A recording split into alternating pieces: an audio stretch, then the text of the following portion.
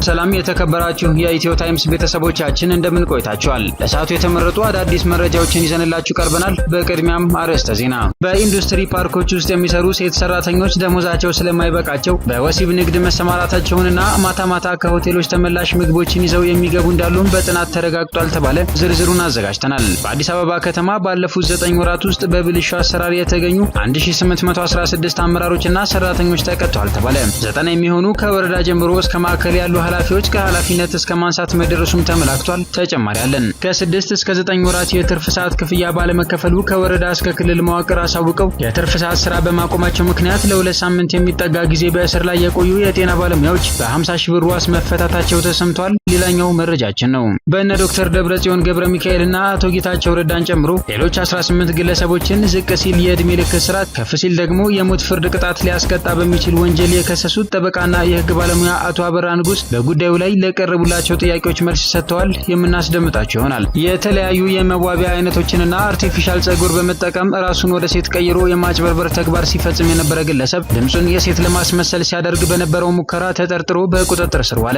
ይህንን ያደረገው ከሚያሳድዱ ሰዎች ለመሸሽ እንደሆነም ገልጿል። ሙሉ ዘገባውን አጠናቅረናል። ውድ የኢትዮ ታይምስ ቤተሰቦቻችን እነዚህንና ሌሎችም ያልተሰሙ አዳዲስ መረጃዎችን ለማድመጥ እስከ መጨረሻው ድረስ ላይክ፣ ሼር እና ሰብስክራይብ በማድረግ አብራችሁን እንድትቆዩ በአክብሮት እንጋብዛለን።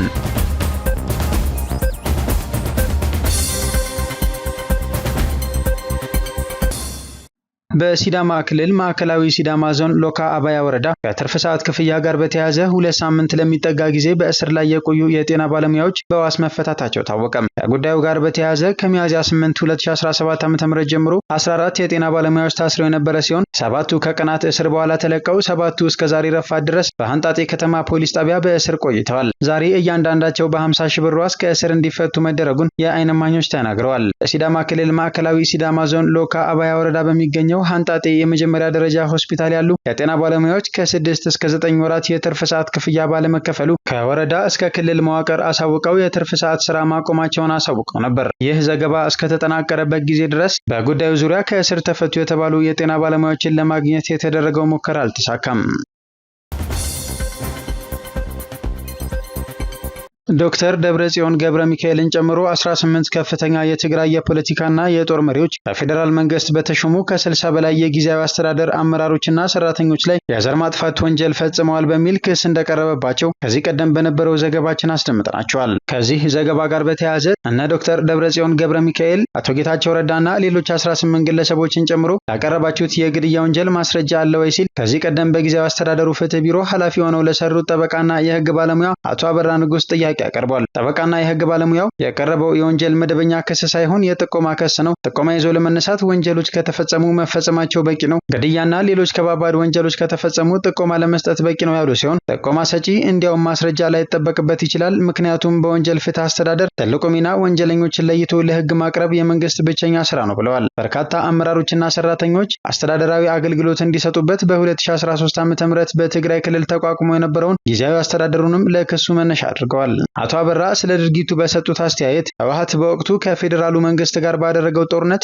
በረሃ መውረድ ብቻ ሳይሆን የተመረጠ መንግስትን ለመመለስ የትጥቅ ትግል የሽምቅ ውጊያን ምርጫው አድርጎ በትግራይ ይንቀሳቀስ እንደነበር በኋላም ሰኔ 21 ወደ መቀሌ እንደተመለሰ የሚታወቅ ሀቅ ነው ብለዋል። በዚህ መሃል እኔ የጊዜያዊ አስተዳደሩ የፍትህ ቢሮ ኃላፊ ሆኜ አገልግያለሁ። ህወሓት ከበረሃ ገና ወደ መቀሌ ሳይገባ ግድያዎች ይፈጸሙ እንደነበር የምናውቀው እውነታ ነው ሲሉ አክለዋል። በክሱ ከቁጥር 1 እስከ 7 የተጠቀሱት በወቅቱ ለነበረው እንቅስቃሴ ሴንትራል ኮማንድ ተብለው ወታደራዊና ፖለቲካዊ ጉዳይ ሲመሩ የነበሩ ሰዎች ይህ ጊዜያዊ አስተዳደር የተመረጠ መንግስትን ተክቶ ብልጽግናን ያደራጀው ኃይል የተገኙ ስለሆኑ ብልጽግናን በወቅቱ ጠላት ብለው ተፈርጀው ስለነበር ልክ በፍረጃው ደረጃ ጠላት ናቸው ተብለው ተፈርጀዋል ሲሉ ገልጸዋል። ፍረጃውን ተከትሎ ሴንትራል ኮማንድ ጥር 21 ቀን 2013 ዓ.ም የጊዜያዊ አስተዳደር አመራሮችና ተግተው የሚሰሩ ከፖለቲካ ከሹመት ውጭ ያሉ የመንግስት ሰራተኞችን እኛን በረሃ ሊያስቀሩን የሚችሉ ኃይሎች ሳይሆኑ ከወዲሁ በእንጭጩ መቀጨት አለባቸው፣ ብሔራዊ ጥቅም አሳልፈው የሰጡ ባንዳዎች ናቸው የሚል ቀጥያ ስም ተሰጥቶ ፕሮፓጋንዳ ከተሰራ በኋላ እርምጃ ተወስዷል ብለዋል። አክለውም የወረዳና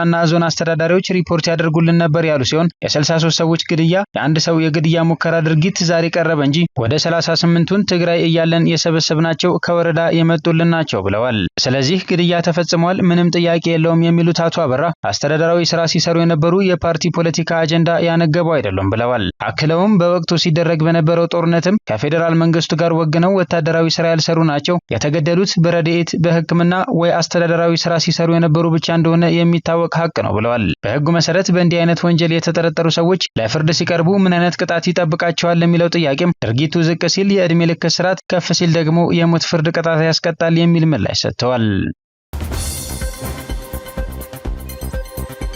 በአዲስ አበባ ከተማ የአርሶ አደር ይዞታ ይገባኛል መብት ያቀረቡ 7000 ገደማ አመልካቾች ጥያቄያቸው ውድቅ ተደረገ።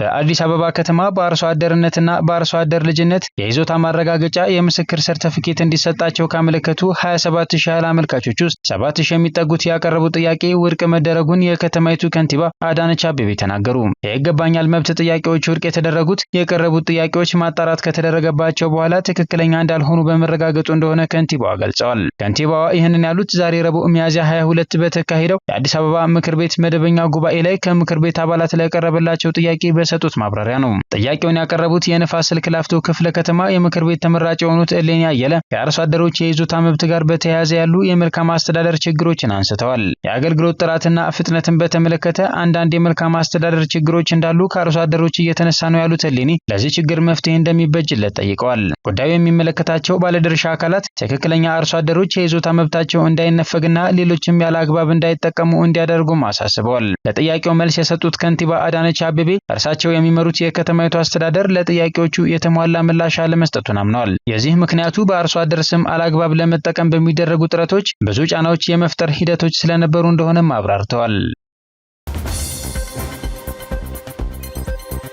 በተለያዩ የመዋቢያ አይነቶችና አርቲፊሻል ጸጉር በመጠቀም ራሱን ወደ ሴት ቀይሮ የማጭበርበር ተግባር ሲፈጽም የነበረ ግለሰብ በቁጥጥር ስር ዋለ።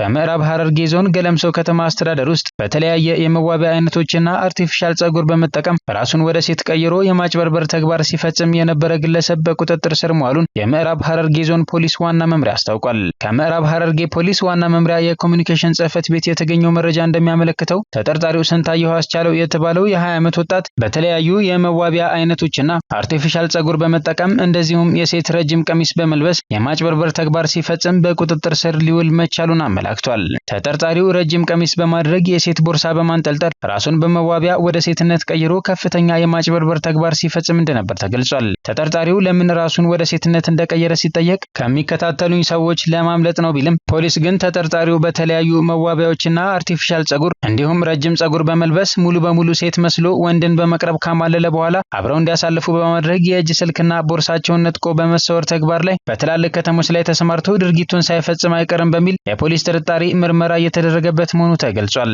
ተጠርጣሪው በቁጥጥር ስር ሲውል በቦርሳ ውስጥ በርካታ የሴት መዋቢያ ቁሳቁሶች፣ ሽቶና ቅባቶች የተገኙ ሲሆን ባጃጅ ውስጥ የተሳፈሩ ተሳፋሪዎችና አሽከርካሪው ተጠርጣሪው ድምጹን ወደ ሴት ለመቀየር በሚያደርገው ሙከራ ለፖሊስ በሰጡት ጥቆማ በቁጥጥር ስር መዋሉን የተገኘው መረጃ ያመለክታል። ይህ በመዋቢያና አርቲፊሻል ጸጉር እንደዚሁም ረጅም ቀሚስ በመልበስና ቦርሳ በማንጠልጠል ራሱን ወደ ሴትነት የቀየረው ግለሰብ ላይ አስፈላጊው ምርመራ ተጣርቶ በቅርብ ቀን ለፍትህ አካል እንደሚላክ ተገልጿል።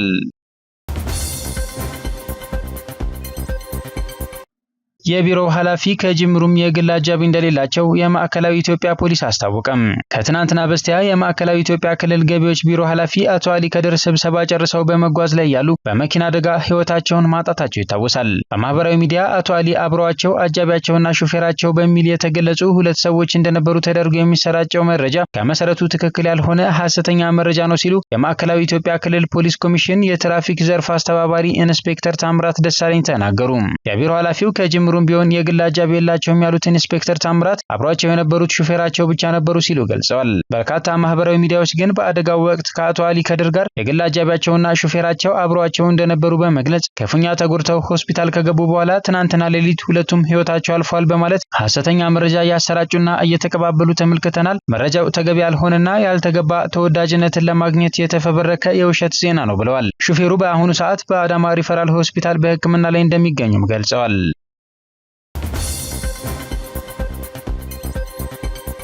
በአዲስ አበባ ከተማ ባለፉት 9 ወራት ውስጥ በብልሹ አሰራር የተገኙ 1816 አመራሮችና ሰራተኞች ተቀጥተዋል ተባለ። በመዲናዋ በበጀት ዓመቱ 9 ወራት ውስጥ አገልግሎቱን ሲያዛቡ በነበሩ 1816 አመራሮችና ሰራተኞች ላይ ከተማ አስተዳደሩ የተለያዩ የቅጣት እርምጃዎችን መውሰዱን የአዲስ አበባ ከተማ አስተዳደር ከንቲባ አዳነች አቤቤ ገለጹ። የአዲስ አበባ ከተማ ምክር ቤት 4ኛ ዓመት የሥራ ዘመን 3ኛ መደበ ጉባኤውን አካሂዷል። ከዚህም ውስጥ 90 የሚሆኑ ከወረዳ ጀምሮ እስከ ማዕከል ያሉ ኃላፊዎች ከኃላፊነት እስከ በማንሳት የደረሱ የተለያዩ ቅጣቶች መቀጣታቸውን ተናግረዋል። በገቢዎች፣ በመሬት፣ በአሽከርካሪ፣ በእሳት አደጋ፣ በቄራዎች፣ በፓርኮች ኮርፖሬሽን በመሳሰሉ ድርጅቶች ጉቦ በመቀበል አገልግሎትን ሲያዛቡ በነበሩ 1726 ሰራተኞች ላይም የተለያየ እርምጃ መወሰዱን ከንቲባዋ መናገራቸው ተሰምቷል።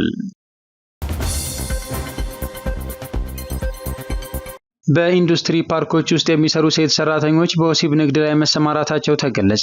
በኢንዱስትሪ ፓርኮች ውስጥ የሚሰሩ ሴት ሰራተኞች የሚከፈላቸው ደሞዝ ኑሮን ለማሸነፍ ስላላስቻላቸው ማታ ማታ በወሲብ ንግድ የተሰማሩ መኖራቸውን በጥናት መለየቱን የጨርቃጨርቅ ፌዴሬሽን ገልጿል። በኢንዱስትሪ ፓርኮች ውስጥ የሚሰሩ ሴት ሰራተኞች የሚከፈላቸው ደሞዝ ለኑሮ ስለማይበቃቸው ማታ ማታ ከሆቴሎች ትርፍራፊ ምግቦችን ይዘው ወደ ቤታቸው የሚገቡ እንዳሉም ፌዴሬሽኑ ጠቁሟል። አምራች ሰራተኛ ምቹ ስራ ለወጣቶችና ሴቶች በጨርቃጨርቅ አምራች ኢንዱስትሪዎች ውስጥ መፍጠር በሚል ርዕስ የፖሊሲ አቅጣጫ ጠቋሚ ጥናት ለማድረግ የማህበራት ጥናት መስክ ፎረም ፎር ሶሻል ስተዲስ በጠራው የሁለተኛ ዙር የባለድርሻ አካላት ውይይት ላይ የተገኙት የጨርቃጨርቅ ፌዴሬሽን ተወካይ አቶ ተስፋዬ አብዲሳ የሚከፈላቸው ደሞዝ ለኑሮ ስለማይበቃቸው ማታ ማታ ከሆቴሎች ተመላሽ ምግቦችን ይዘው የሚገቡ እንዳሉም በጥናት አረጋግጠናል ማለታቸው ተዘግቧል። በኢትዮጵያ ኢንዱስትሪ ፓርኮች ውስጥ ተቀጥረው የሚሰሩ ሰራተኞች ገቢያቸው እንዲሻሻል ለማድረግ ዝቅተኛ ደሞዝ ወለል ማጽደቅ አንዱ መፍትሄ ነው ያሉት ተወካዩ በተለይ ሴቶች ክፍያው ዝቅተኛ ስለሆነ በወሲብ ንግድ ላይ የተሰማሩ መኖራቸውን በጥናት አረጋግጠናል ሲሉ አስረድተዋል። ፌዴሬሽኑ ባካሄደው ጥናት በኢንዱስትሪ ፓርኮች ያሉ አሰሪዎች ዝቅተኛ የደሞዝ ወለል እንዲወሰን ፈቃደኞች እንዲሆኑ አረጋግጧል ተብሏል።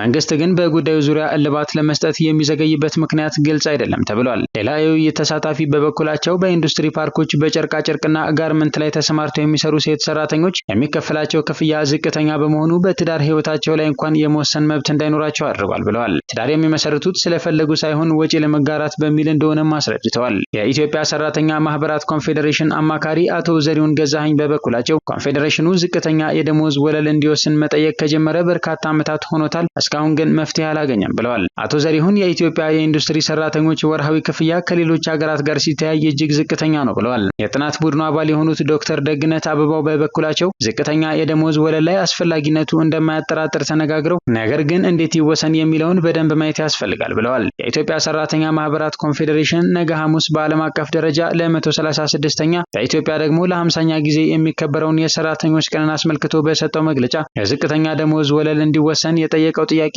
መልስ እንዳላገኘለት ተናግሯል። የስራና ክህሎት ሚኒስቴር ከዚህ ቀደም በጉዳዩ ላይ ተጠይቆ የዝቅተኛ ደሞዝ ወለል ጉዳይ ከሀገሪቱ ዋና ኢኮኖሚ ጋር የሚገናኝ ስለሆነ በጥንቃቄ ነው መታየት ያለበት የሚል ምላሽ መስጠቱ ይታወሳል።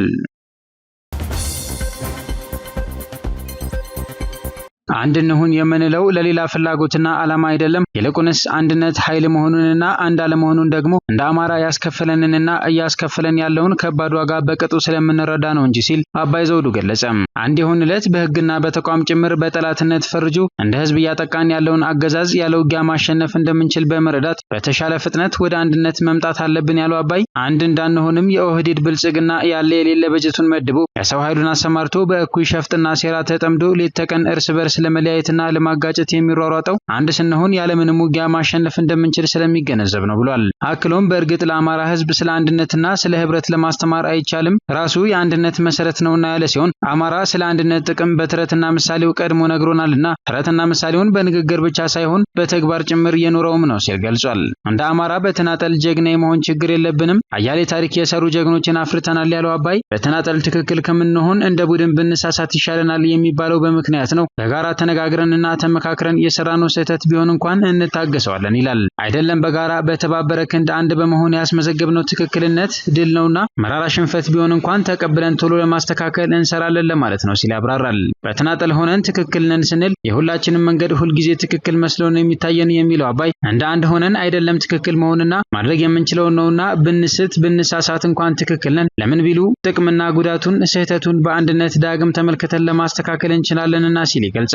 በዚሁ መልእክቱ ላይ ከአማራ ህዝብ የምንጊዜም ፍላጎት አደራ እሳቤና እሴት አንጻር ከዚህ በላይ መስመር ስተንና አፈንግጠን እንዳንወጣ በእጅጉ መጠንቀቅ ይገባናል ያለ ሲሆን ከዚህ በላይ እንደ ጠላት ወንድማዊ የዓላማ አንድነትን በመፍራትና በመግፋት ብንሳሳት ወይም ስህተትን ደጋግመን ብንሰራ ነገራችን ሁሉን የሚበላሸው ሲል አስጠንቅቋል። የሁሉም ጊዜና ልክ አለው።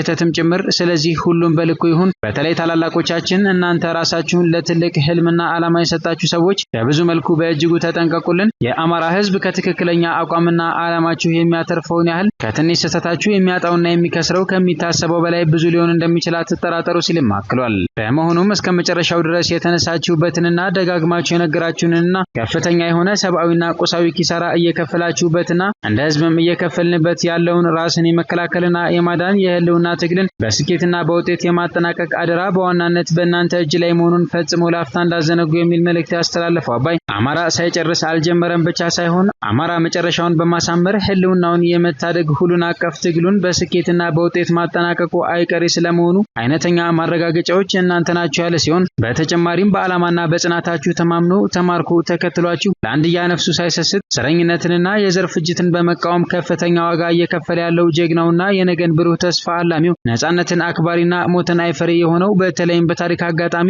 በህይወት የመኖርና በእልህ አስጨራሽ ትግሉ ደማቅ ታሪክ የመጻፍ ዕጣ ፈንታው በእጁ ላይ የወደቀበት ወጣቱ የአማራ ትውልድ ሌላኛው የአሸናፊነት ማረጋገጫ ማህተማችን ነው ብሏል። በእርግጥ መሳሳት ፈጽሞ ክልክል አይደለም። ተፈጥሮ ራሷን መሳሳትን ትፈቅዳለችና እንደ ሰው መሳሳት የነበረ ያለና የሚኖር ነገር ነው። ስህተትን ከማረም ይልቅ በተከታታይ ደጋግሞ መስራት ግን ሞኝነትና አይለወጤነት ነው ሲልም ገልጿል።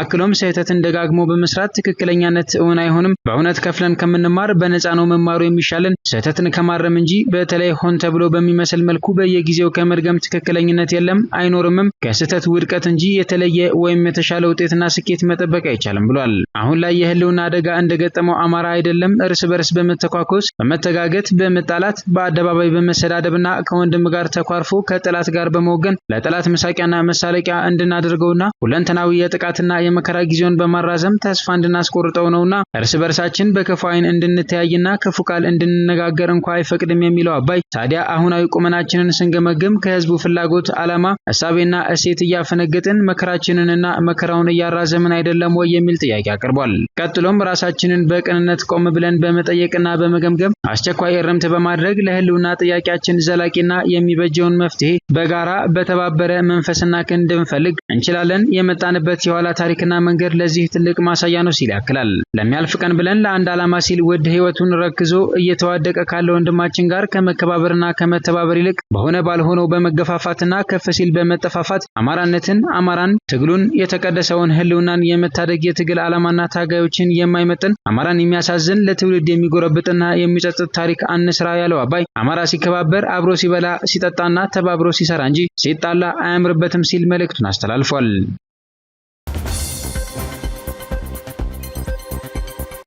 ካስትሮ በሚል ቅጽል ስሙ የሚታወቀው የጎንደር የበጋሻው ክፍለ ጦር ህዝብ ግንኙነት ኃላፊ ታድሎ ደሴ እንደገለጸው በዛሬው ዕለት ሚያዝያ 22 2017 ዓ.ም ከቀኑ 10 ሰዓት ገደማ የአማራ ፋኖ አንድነት በጎንደር የበጋሻው ክፍለ ጦር በፊት አውራሪ ሻምበል ሙሉ ሰው የምትመራው ነብዩ አሳምነው ብርጌድ ደንዛዝ ቀበሌ ላይ ከማክሰኝት ከተማ ወደ ደጎማ ከተማ ሲጓዝ በነበረ የመንግስት ኃይል ላይ ከፍተኛ ኪሳራ አድርሳለች ብሏል። በዙ 23 የታገዘ ከፍተኛ ቁጥር ያለው የመንግስት ኃይል ከጥንቃቄ ጋር ለመንቀሳቀስ ቢሞክርም በፊት አውራሪ ሻምበል ሙሉ ሰውና ልጆቹ በደረሰባቸው ጥቃት በተጫኑበት መኪና ላይ መገደላቸውን አመላክቷል። በውጊያው ከፍተኛ አመራሮችን ጨምሮ ከ22 በላይ የመንግስት ኃይል መሞቱን የጠቀሰው ታድሎ ደሴ ሌሎች ቁጥራቸው በውል ያልታወቀ ከከፍተኛ እስከ ቀላል ቁስለኛ ሲያስተናግዱ የተቀሩት አምልጠዋል ብሏል። በውጊያው በቅርብ ርቀት የነበሩ የጥቁር አንበሳ ክፍለ ጦር አባላት ድጋፍ ማድረጋቸውንም የጎንደር የበጋሻው ክፍለ ጦር ህዝብ ግንኙነት ኃላፊ ታድሎ ደሴ ገልጿል።